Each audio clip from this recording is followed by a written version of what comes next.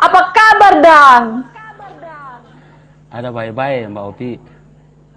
Kabar baik ya? Ya, Jadi, Pak Max ini adalah operator Sanctuary Malio Tambun, betul ya Pak ya? Tambun. Ya, betul, betul. Saya pasti sobat-sobat hijau juga salut dan berterima kasih pada Pak Max dan kawan-kawan karena sudah mendedikasikan dirinya untuk menjaga kelestarian burung maleo. Hebat, luar biasa. Pak Max, Terima kasih. ini kan maleo ini adalah burung endemik Sulawesi, jadi artinya hanya ada di Sulawesi. Betul ya? Ya. Dan Ya. Pulau Buton juga. Ya, dan dikatakan bahwa burung unik dari Sulawesi. Sebetulnya apa sih keunikan maleo ini, Pak Max? Dia tidak mengerami telurnya. Oh, Ya. jadi yang mengerami siapa, Pak? Kedua, telurnya dikubur di dalam tanah yang ada air panas Mm-mm. atau ada panas matahari, dan dia menggali sendiri setelah menetas. Maleo yang menetas dia menggali sendiri dari dasar ke permukaan tanah. Jadi tidak ada hubungan antar induknya dengan anaknya. Setelah gitu. dia menetas, itu yang menjadi keunikan dari burung maleo. Dan kalau dia sudah dewasa, mereka berpasangan, Ya. hidup berpasangan, dan menurut pengamatan kami, burung maleo ini berpasangan dan sangat setia seumur hidup. Ya, itu ada Waduh. 4 keunikannya. Ya. Ini juga memang berarti kita sebagai manusia harus mencontoh burung maleo nih, Pak. Setia. Iya. Ternyata maleo adalah burung yang setia. Makanya tadi di lagu saya gitu ya, bahwa Yang setia. Iya. burung bentuknya sudah cantik tapi juga setia. Nah, Pak, berarti itu tadi disebutkan 4 keunikannya maleo ya, Pak ya, bahwa tidak mengerami telurnya sendiri, kemudian mereka adalah hidup secara berpasang-pasangan, kemudian apalagi tadi bahwa setelah bertelur, telurnya menetas, anaknya tidak bertemu dengan orang tuanya ya. Malahan bisa langsung terbang sendiri, menjelajah alam sendiri, mencari makan sendiri. Tadi tuh saya sebetulnya cari informasi di Google gitu ya. Dikatakan bahwa burung maleo itu ada yang menyebutnya burung gosong. Kok gosong? Kemudian burung cerdik. Kenapa ya dibilang burung gosong? Sebenarnya yang gosong itu yang ukurannya lebih kecil, yang bahasa latinnya Megapodius cumingi. Ya. Tapi kalau burung maleo yang asli ini, burung maleo yang Macrocephalon maleo, itu yang ada di Taman Nasional Bogani Naniwartane. Habitat yang paling cocok buat maleo ini di mana, Pak? Pasti mereka memerlukan tempat khusus atau situasi tertentu untuk berkembang biak. Dan ternyata banyak ditemukan di Taman Nasional Bogani Nani Wartabone. Berarti di Taman Nasional ada habitat yang cocok untuk maleo berkembang biak. Seperti apa habitat yang cocok untuk mereka berkembang biak, Pak? Kalau sanktuari itu dia pengelolaannya lebih khusus. Jadi ada fasilitas yang dibuatkan di sana untuk fasilitas penelitian dan keperluan wisata. Oke. 3 sanktuari. Ya. 3 sanktuari itu Tambun, Ya. Muara Pusian, Ya. dan Hungayono Hungayono. di Gorontalo. Atau apa yang dilakukan teman-teman di sanctuary agar maleo ini tetap terjaga keberadaannya, Pak? Oh iya, kami di sanctuary setiap hari, jadi ada semacam SOP. Jadi dari jam 5.30 sampai jam 10 itu waktunya untuk pengamatan burung maleo bertelur di lokasi peneluran. Dan selama dari jam 5.30 sampai jam 10 kami tidak menerima pengunjung. Oh, ya. Karena jam itu jam untuk maleo bertelur. Supaya maleo bertelur itu tidak terganggu. Kalau Lantas? ada yang ingin mengamati maleo bertelur, dia bisa ke lokasi, ada tempat pengamatan. Dia jam 5 sudah siap di tempat dan menunggu maleo masuk ke lokasi peneluran. Jadi maleonya tidak terganggu. Ya, kalau sudah setelah jam 10, jam 10 sampai jam 15 atau jam 3 sore, waktunya kami mencari atau mengumpulkan telur maleo. Dan kalau ada pengunjung yang mau terlibat, melihat langsung, menggali, kami dampingi. Dan telur-telur tersebut kami pindahkan ke kandang penetasan telur atau istilahnya hatchery. Oke. Dan suhu di hatchery itu kami samakan dengan suhu yang ada di lubang yang ada di alamnya. Sebenarnya tujuan utama kami mencari telur itu membuat supaya telur-telur itu aman dari predator. Karena predator utamanya yaitu biawak. Jadi kalau kami terlambat mencari telurnya, biawak sudah duluan masuk dan telurnya dimakan. Dan setelah kami mengambil telur, mengumpulkan telur, waktunya kami mengecek hatchery itu atau bak penetasan kalau ada telur yang menetas. Kalau telurnya sudah menetas, anak maleonya kami pindahkan ke kandang habituasi. Dan ada beberapa maleo yang di kandang habituasi kami berikan pakan, tapi pakannya kami tidak merubah menunya. Kami mengambil pakan dari hutan. Jadi sifat liarnya tetap ada, dan nanti kalau misalnya dirilis, dilepas ke pakan yang ada di hutan, karena dia tetap mengikuti musim-musim yang ada di hutan. Tapi kalau sudah sekitar 3 minggu sampai 1 bulan, maleo itu kami lepas liarkan ke hutan. Maleo termasuk satu dari 25 satwa yang dilindungi. Sekarang populasinya ada berapa ekor ya Pak ya? Bisa dimonitor kah oleh teman-teman Pak Max? Ya. Untuk data pastinya kami belum mempunyai data tentang berapa pastinya, tapi ada data yang dari IUCN beberapa tahun yang lalu, itu kira-kira tinggal antara 10.000 sampai 14.000 se-Sulawesi. Oh, oke. 14.000.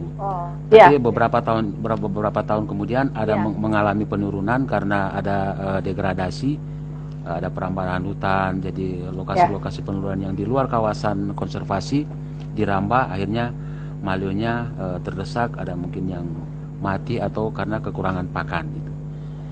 Mati atau kekurangan pakan. Maleo ini ada di dalam hutan apa atau bisa pergi misalnya ke perkampungan? Bagaimana cara menjaganya gitu Pak? Apakah memang kita hanya bisa menemukan maleo di dalam hutan? Ya, maleo mereka hanya bisa ditemukan di hutan karena pakannya memang cuma di hutan. Itulah salah satunya alasan kami tidak merubah pola makan atau menu makannya ketika kami menyimpannya di kandang habituasi, supaya nanti kalau dia besar, dia tidak merubah pola makannya atau menu makannya, misalnya mengambil jagung atau mungkin kelapa atau apapun yang ada di ladang. Jadi sifat liarnya tetap kami jaga. Jadi setelah misalnya kami rilis ke hutan, dia tetap tersedia makanannya yang ada di hutan. Ya. Jadi memang masuknya satwa liar ya Pak, bukan satwa peliharaan ya? Iya, betul. Dulu sebelum ada Taman Nasional, ada kebiasaan atau adat yang ada di Pulang Mongondo sini, ketika mereka mau mengatur misalnya mengusir bala atau ada mengatur kampung, salah satu syaratnya yaitu menyediakan telur maleo. Oh, Ya, tapi setelah ada Taman Nasional dan kami mulai mengelola secara intensif peneluran maleo, pelan-pelan kebiasaan itu kami rubah, kami sosialisasikan, dan lama-lama itu mereka mencari misalnya lain, misalnya mungkin telur itik atau apa, karena kami sudah melibatkan orang-orang lokal, orang-orang yang ada di desa di sekitar Taman Nasional. Jadi mereka merasa memiliki, jadi ada timbul rasa memiliki dan rasa sayang. Jadi mereka tidak akan mencari telur maleo lagi untuk kebutuhan-kebutuhan yang lain. Betul ya Pak? Nah, ya betul. Kalau misalnya saya ingin melihat maleo, saya dan Sobat Hijau mau lihat maleo di Sulawesi, saya ke Taman Nasional Bogani Nani Wartabone. Apakah ketika saya masuk ke Taman Nasional langsung maleonya ada, langsung kita bisa melihat, atau bagaimana itu Pak? Apa rulesnya? Ada aturan-aturannya? Oh ya. Iya. Biasanya kalau ada ya pengunjung yang mau lihat burung maleo, karena kebiasaan burung maleo itu kalau mereka mau bertelur besok pagi, mereka datang sore hari dan mereka tidur di pohon-pohon yang di sekitar peneluran maleo. Jadi kalau misalnya ada pengunjung atau Mbak Opi mau datang ke Taman Nasional Bogani Nani Wartabone, bisa datang ke tempat saya di Tambun, di Sanktuari Maleo Tambun, atau di Gorontalo, atau di Marapusian. Karena kami sudah punya fasilitas guest house. Jadi pagi-pagi jam 5, jam 5 kita sudah jalan kaki ke lokasi. Lokasinya cuma dekat dari guest house, kira-kira cuma jalan kaki sekitar 5 menit. Kita nunggu di sana 5 menit, dan jam 5 pagi sebelum maleonya datang ke lokasi peneluran. Jadi waktu kita masuk, kita tidak mengganggu burung maleo untuk datang. Karena burung maleonya perlu konsentrasi penuh nih, sama juga dengan manusia ketika mau melahirkan. Jadi kita tidak boleh mengganggunya. Nah, maleo ini kan memang sangat unik ya Pak ya, sangat unik, sangat cantik ya, dan memang termasuk yang 25 satwa yang dilindungi gitu kan. Pasti setiap satwa ataupun ya manusia, bahkan kita punya peran di dunia ini. Sebetulnya peranan maleo misalnya dalam merawat ekosistem hutan, apa itu Pak? Sebenarnya peran maleo dalam menjaga ekosistem, pertama dia semacam penyebar biji-bijian. Karena makanan paling favorit dari burung maleo itu yaitu biji-bijian. Jadi dia berperan untuk menyebar biji-bijian. Kemudian dia suka biji-bijian yang keras. Dia pernah kami coba memberi makan. Ada biji ficus, buah ficus yang agak soft, dia tidak mau. Dia lebih suka buah-buahan atau biji-bijian yang agak keras. Itu seperti buah biji. Memangnya dia punya gigi ya Pak? Dia kebiasaannya kalau misalnya mau makan, dia mau matuk. Jadi dipatuk, bijinya dipatuk sampai dia patuk-patuk terus sampai dia bijinya terpecah dan ngambil isinya. Dia buah kemiri dan juga buah pangium edule.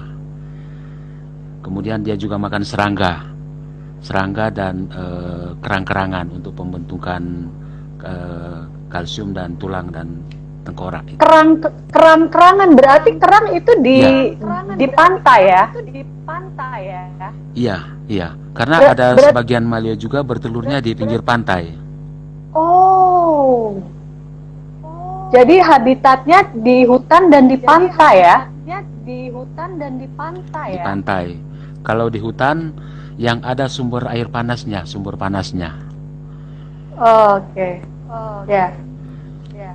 Nah, Pak, eh, apakah ada tips atau nasihat gitu ya buat kami nih Sobat Hijau, kalau kami mau mengunjungi taman nasional di seluruh Indonesia?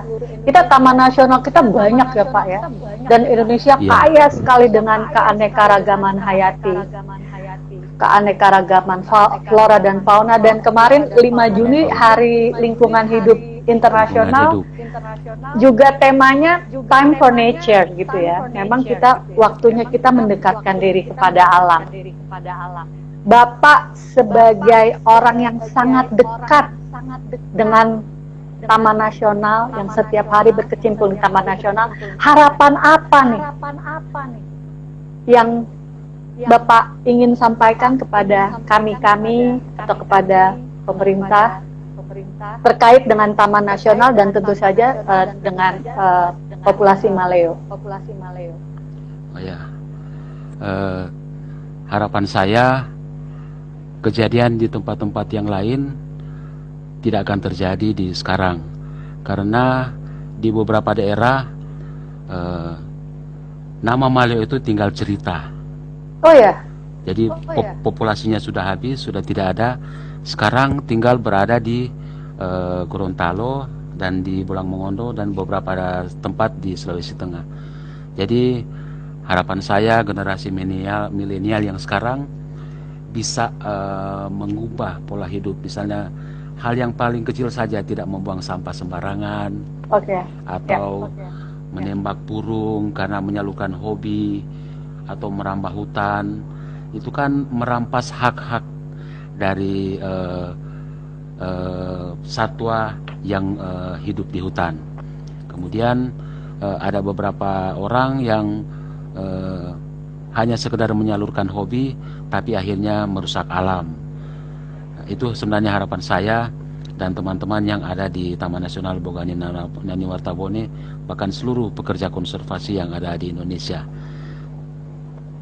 Ya, ketika Pak Max dan teman-teman sedang bekerja di Taman Nasional gitu ya Pak ya, kendala apa sih yang paling berat atau ancaman berat dalam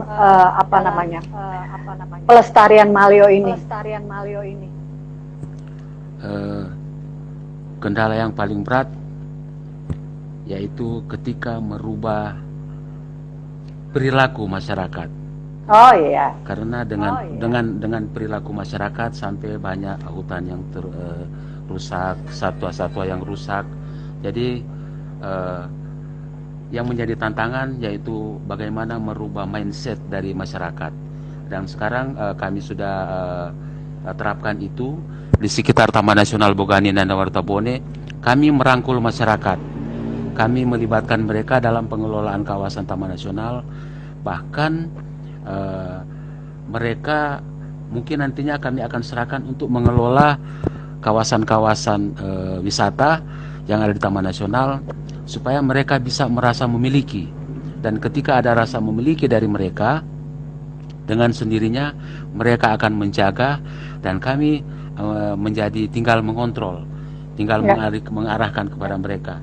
Dan di pihak lain, ketika mereka ada kelompok-kelompok dan merasa memiliki, mereka akan menjadi local guide dan ada homestay.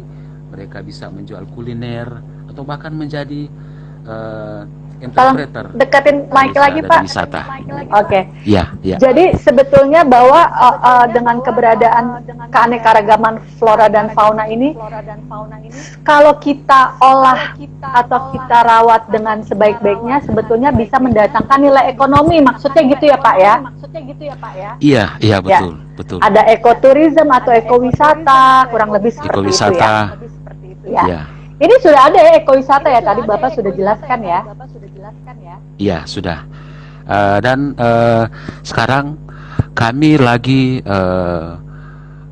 sudah merilis top produk kami di Taman Nasional Bogani Nani Wartabone, yaitu menawarkan kepada pengunjung, atau mungkin kalau Mbak Opi datang atau dengan Bang Kakak dari Sleng mau datang ke Taman Nasional Bogani, kami menawarkan untuk menjadi foster parent maleo. Jadi menjadi orang tua asuh burung maleo. Itu maksudnya apa tuh Pak? Seperti apa Pak? Maksudnya apa tuh Pak? Ya, jadi kalau misalnya Mbak Opi datang ke Taman Nasional Bogani, ya, kami menawarkan untuk pertama pengamatan burung maleo waktu pagi. Selesai pengamatan burung maleo, sama-sama kita mencari telur maleo di lubang-lubang, kita mencari, mengumpulkan, dan dibawa ke hatchery, ke bak penetasan. Ya. Dan kalau misalnya itu sudah menetas kira-kira 60-80 hari, kami akan mengirimi berita.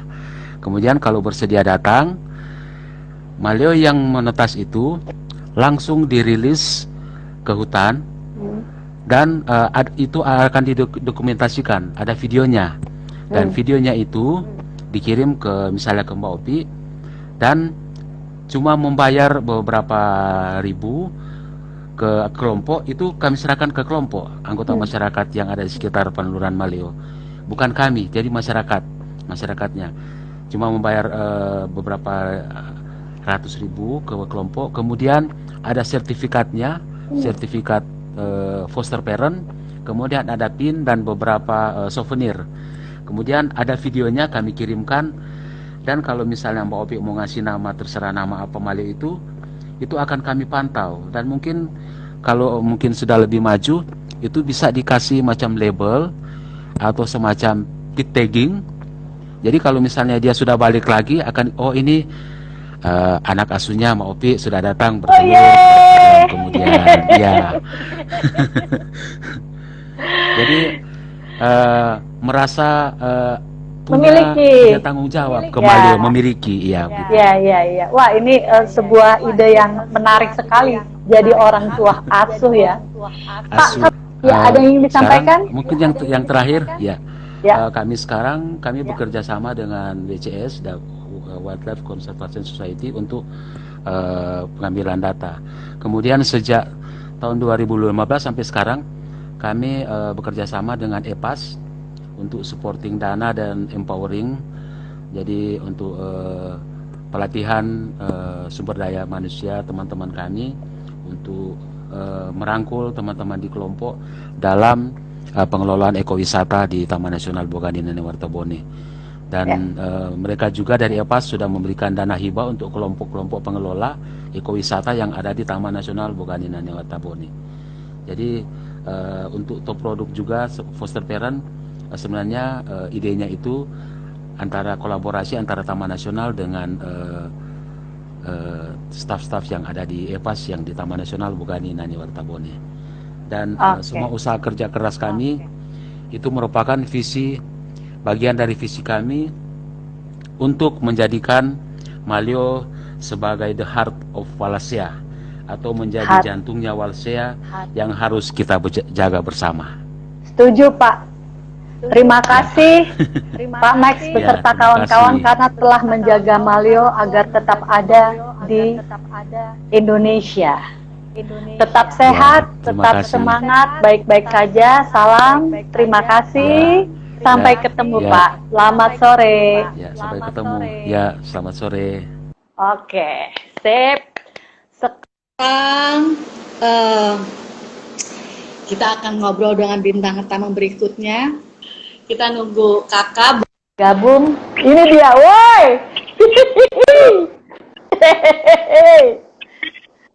Kak. Ya. Apa kabar? Alhamdulillah baik. Baik ya.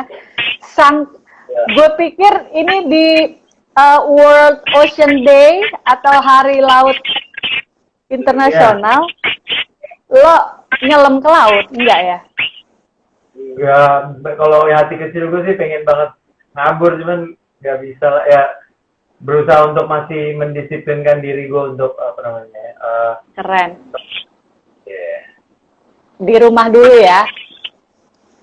Jadi selama masa pandemi ini kegiatan slang kan pasti nggak manggung. Kalau manggung online. Iya. Ya Kak. Yeah. Terus kakak selama di rumah ada kegiatan apa nih yang berhubungan dengan lingkungan hidup? Karena gue tahu lu dan keluarga sangat mencintai lingkungan. Liburan pergi ke laut, atau waktu itu Tasya pernah telepon gue minta kontak untuk ke Tanjung Puting lihat orang hutan. Iya. Ya kan? Ya kan? Buat kakak dan keluarga, alam itu apa sih, Kak? Penting ya kayaknya. Ya, sebetulnya dari dulu sih, dari waktu di slang pun kita di slang pun tuh slang selalu bicara tentang alam kan. Tapi ya, pada dari lirik-lirik lagu slang tuh masih berupa apa namanya ya, mengagumi dalam apa namanya ya, dalam level mengagumi saja gitu. Tapi setelah gue jadi dive, jadi penyelam itu 2010, itu makin apa namanya ya, makin rasanya kayaknya di hati tuh kayak lebih apa ya, akhirnya automatically aku belajar, ketemu komunitas ini, komunitas diver, ketemu komunitas lingkungan hidup, akhirnya belajar ini itu, jadi sekarang bukan lagi pengagum, tapi jadi kayak pemerhati gitu. Dan terlibat. Ya beberapa kali terlibat. Dan terlibat. Nah, kalau kakak pastikan sama slang sudah perform ya, sudah pentas dari Sabang sampai Merauke lah ya. Ada kesempatan di sela-sela waktu pentas, jalan-jalan misalnya ke hutan atau ke Taman Nasional. Pernah ke Taman Nasional mana aja, Kak? Aku ke Tanjung Puting. Terus ke Tangkoko yang di... Tangkoko pernah? Ya, yang di Bitung. Iya. Lihat Yaki dong. Iya, Yaki, lihat Tarsius, segala macam. Oh iya. Itu pernah. Terus yang di Bali tuh, yang di Bali Barat. Nah, ada beberapa sih. Pulau Menjang ya? Apa sih? Bali, Pulau Menjang. Menjangan ya? Bukan? Menjangan. Ya. Terus Komodo, ya kan? Komodo, ya benar. Komodo. Menurut lo gimana? Taman Nasional atau kekayaan hayati di Indonesia, flora fauna luar biasa ya, Kak ya? Banget. Dan kenapa gue berpikirnya kali ini kan yang lo omongin kan Malio, terus kemarin Tarsius, terus Yaki, itu kan endemik yang ada di Sulawesi. Sulawesi itu kan kalau dari map dia sama sekali nggak nyambung dari zaman Ice Age gitu kan. Oh ya. Jadi dia memang benar-benar pulau yang dari dulu, dari zaman es tuh dia terpisah. Which means berarti penghuninya di dalam situ, entah itu manusianya atau binatangnya atau tumbuh-tumbuhannya, itu beda sendiri. Jadi rada spesial sih sebetulnya Sulawesi gitu loh. Ya, menurut gua juga. Flora dan faunanya spesial menurut lo ya. Waktu ke Tangkoko itu sama keluarga apa sama slang? Sama keluarga. Sama anak-anak. Keluarga ya, sama anak-anak ya. Kenapa lo selalu mengajak anak-anak dan istri, mengajak keluarga lah untuk mengenalkan alam pada mereka? Sebetulnya aku sih yang amat sangat tertarik itu sebetulnya gua gitu ya. Cuman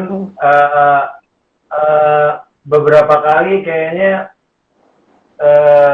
pas lagi sama anak-anak, jadi aku pikir ya emang mungkin Tuhan ngasih tangan ke gue untuk ngajarin anak-anak gue sebetulnya. Tapi tadinya awalnya gue yang sangat tertarik. Cuman akhirnya anak-anak aku kenalin kayak gitu-gitu ke alam, justru mereka malah apa namanya? Basically anak kecil kan kayak seneng aja gitu loh. Curious ya. Ketika kakak sama Tasya itu istrinya kakak. Terus sama Siti, sama Caska, itu anak-anaknya kakak.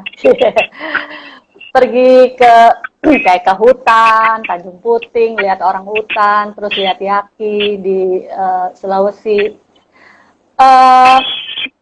Apa yang kakak ajarkan ke anak? Ada tips khusus gak nih yang bisa kakak bagi untuk sobat-sobat hijau yang mungkin nanti mau pergi ke hutan? Misalnya, ya nggak nyampa atau apa. Sebetulnya yang paling krusial apa tuh, Kak? Ya, sebetulnya aku sih sebetulnya pengen ngeracunin orang-orang untuk keluar dari rumah gitu loh, out of the box, jalan-jalan keliling Indonesia gitu. Ya. Tapi itu ternyata traveling itu harus punya knowledge gitu. Jangan mentang. Kalau gue pengen traveling ke sana ke Tanjung Puting, tapi kita nggak bermodalkan knowledge apa-apa gitu. Nanti jatuhnya akhirnya nantinya kadang-kadang ya akhirnya merusak inilah, nyoret-nyoret lah atau nyampah lah. Sementara aku pengen ngajak orang untuk keluar, melihat Indonesia, melihat taman nasional di seluruh Indonesia, tapi sebelum lo traveling, lo baca buku dulu, do's and don'ts-nya gitu ya, how to traveling yang wise, gitu-gitu. Nah, aku bilang sama anak-anakku kan, kita ke Tanjung Puting nih, salah satu contoh, kita ke Tanjung Puting nih, bukannya kita, kita tuh bertamu, karena itu rumahnya si orang hutan. Jadi, kalau tata krama yang orang bertamu gimana? Oh, kita mesti bersih, kita nggak boleh berisik, kita harus sopan. Gitu aja udah. Istilahnya di mana bumi dipijak, di situ langit dijunjung. Jadi kita memang harus menghormati tuannya, gitu ya Kak ya. Terus jadi tipsnya apa nih Kak selain knowledge? Ya, aku pikir jangan apa namanya. Karena Indonesia, aku pikir bisa independen, bisa maju dengan wisatanya gitu, wisata hutannya, wisata lautnya. Tapi kalau yang punya lahan nggak menjaga, kita akan kita nggak punya apa-apa lah in the future gitu. Jadi gue pikir kita sebagai traveler keluar ngeliat Indonesia, kita kabarin ke seluruh dunia bahwa Indonesia bagus, akhirnya wisatawan datang banyak, tapi juga kita ngasih kita juga belajar untuk ngejaga rumah kita gitu. Dan kan kita yang tadi gue bilang, kita harus punya knowledge sebelum kita traveling, karena kalau kita traveling ke sana kemari tapi sambil ngerusak, sambil nyampah, akhirnya ya jualnya malah jadi turun, malah nggak bisa jual apa-apa gitu. Ya. Ini mungkin ada hubungannya juga dengan pandemik yang sekarang sedang kita alami ya Kak ya. Kan kemarin tanggal 5 Juni juga Hari Lingkungan Hidup Internasional. Temanya Time for Nature, waktunya alam. Ini kalau di masa COVID ini kita lihat juga kita seperti dipaksa untuk tidak keluar rumah. Kemudian alam meriset dirinya dan menyembuhkan dirinya, sehingga ini pas banget dengan time for nature ya, waktunya kita kembali ke alam, kita mikir lagi apa yang sudah kita perbuat dengan alam, karena sudah bertahun-tahun kita hampir tidak pernah lihat langit Jakarta hijau, biru. Betul. Langit Cibubur biru nggak? Biru banget, gue seneng biru banget kan? Bagus terus gitu, kelihatan terus kan. Ya, berarti kita memang harus menjalin hubungan, bisa dikatakan hubungan harmonis dengan alam, gitu ya Kak ya? Ya, harus. Nah, dengan adanya tema yang tadi Hari Lingkungan Hidup Dunia, yaitu Time for Nature. Gue tau lah, lu beberapa kali aktif di kegiatan lingkungan hidup, misalnya di urusannya sama laut, kemudian ada juga dengan sampah. Sebetulnya menurut kakak sendiri nih, sebagai seorang rockstar yang kemudian bisa menyuarakan, ya kan? Kakak ngomong apa, Slanker ikut gitu. Apa sih sebetulnya isu lingkungan atau yang paling krusial menurut lo, Kak? Plastic waste sih sebetulnya, kalau karena nggak cuman isu plastik ini nggak cuma di laut sih. Gue kemarin berapa kali ke gunung gitu, trekking gitu, plastik sampai sana gitu loh. Iya ya. Sampah plastik tuh sampai di gunung sana gitu loh. Jadi ini isu plastik sebetulnya amat sangat apa namanya, udah parah lah gitu loh. Kita harus parah. benar diri gitu, Indonesia. Ya. Selain tadi kan ke laut, kemudian ke gunung, gitu ya. Menurut lo dari Sabang sampai Merauke, tadi juga dikatakan kayak Sulawesi gitu ya. Ada nggak tempat yang betul-betul lo ingin kunjungi atau binatang yang ingin lo temuin gitu? Selain dinosaurus ya. Mau nggak? Gue justru gue mau nanya lu, ada nggak link atau ke KLHK atau Sobat Hijau ya panggilannya? Ya, Sobat Hijau. Sobat Hijau ada link. Gue pengen ke apa, Taman Nasional Gunung Lauser ya. Lauser. Karena di situ kan baru tahun 2016 atau 17 ada spesies orangutan yang cuman ada di situ, yang apa sih, tapanuli, jenis tapanuli apa gitu spesiesnya. Oh ya. Cuman ada di orangutan. Orangutan. Orangutan. Oh iya. Oh jadi kepingin banget ke Lauser ya? Ini ke Lauser. Karena pengen lihat itu, karena itu jumlahnya tinggal beberapa dan dia ada ciri khas yang beda lagi gitu dari yang Borneo punya sama yang di Sumatera. Dan dia ini tuh tapanuli apa gitu. Ya, baru lagi. Oh iya. Oh, gue juga baru tahu nih. Ya mudah-mudahan nanti ada Sobat Hijau yang kasih ini nih, yang kasih apa namanya masukan nih. Slang Pati hadir. Ya Allah, idola katanya, peace. Terus Dato, semuanya keren, mantap. Halo Bang Kakak, Mas Simbolon, Kakak Slang. Salam dari Slanker Zombang, Tangerang Sekatan. Renaldi Nika. Yayat Acoy ngopi, dia bilang. Hari Maleo Sedunia 21 November insya Allah. Kakak, lo udah pernah lihat Maleo belum, Kak? Udah lihat, tapi di dalam ngelihat burung maleonya di dalam apa? Tadi Pak Max bilang di Sanctuary.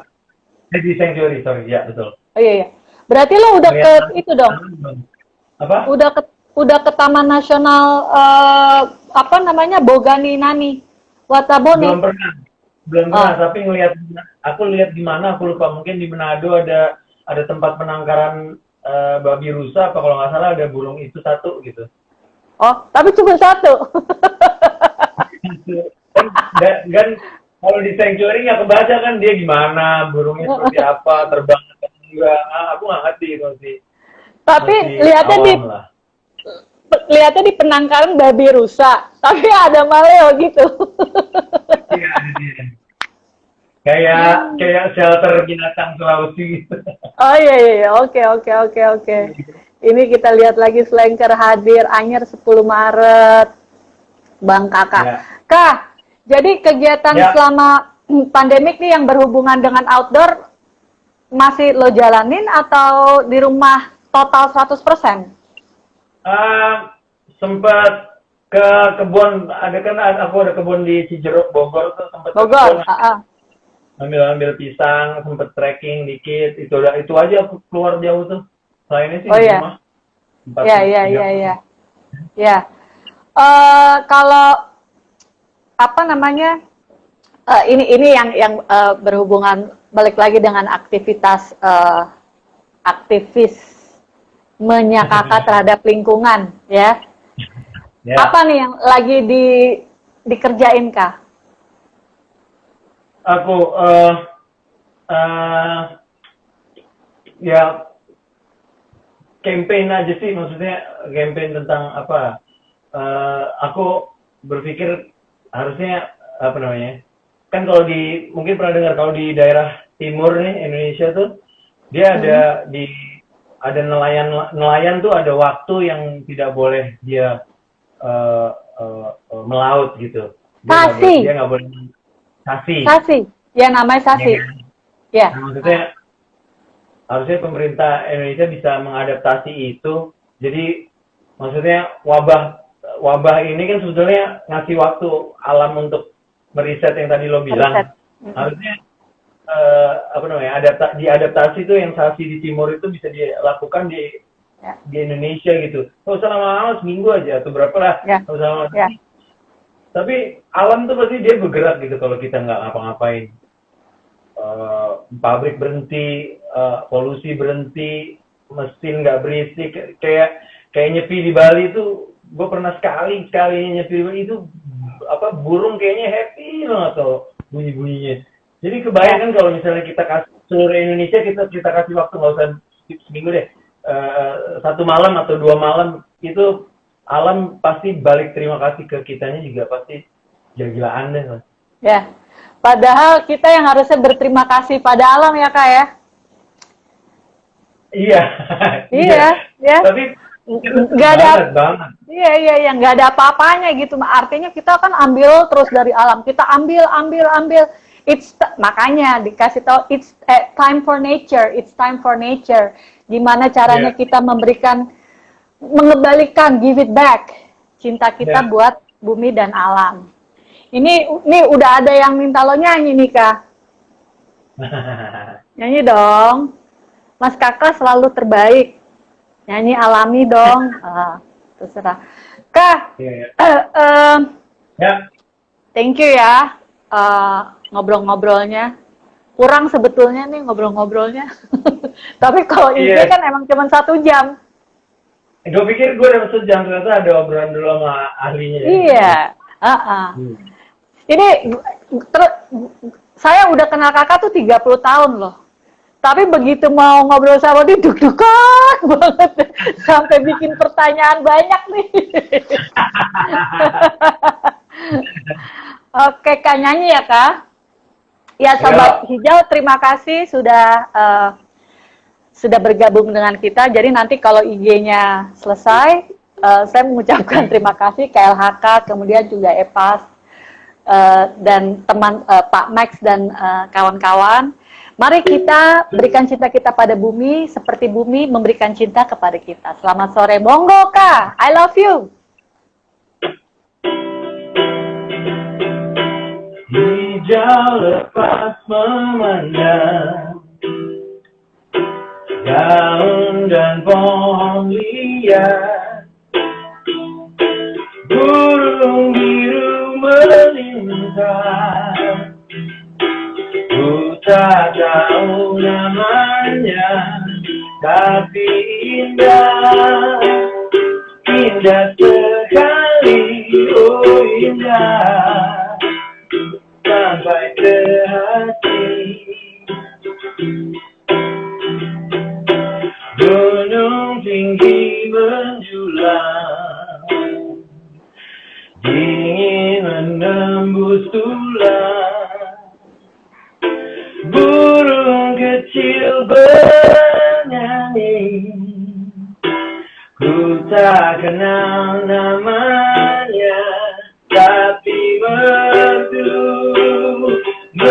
sekali, oh merdu, sampai di hati, tapi merdu sekali, oh merdu, sampai ke hati. Bodohnya aku yang tak mengenalkan mengerti, sungguh bodohnya aku yang gak mau belajar bersahabat dengan alam.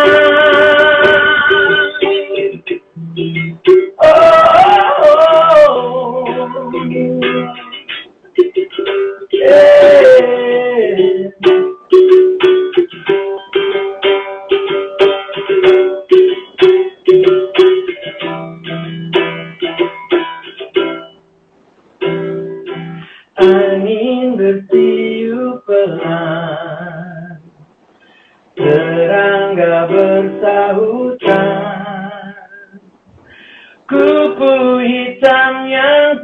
terbang, tak mengerti jenisnya, tapi cantik, cantik sekali, oh cantik, sampai di hati, tapi merdu, merdu sekali, oh merdu, sampai ke hati, tapi indah, indah sekali, oh indah, sampai ke hati.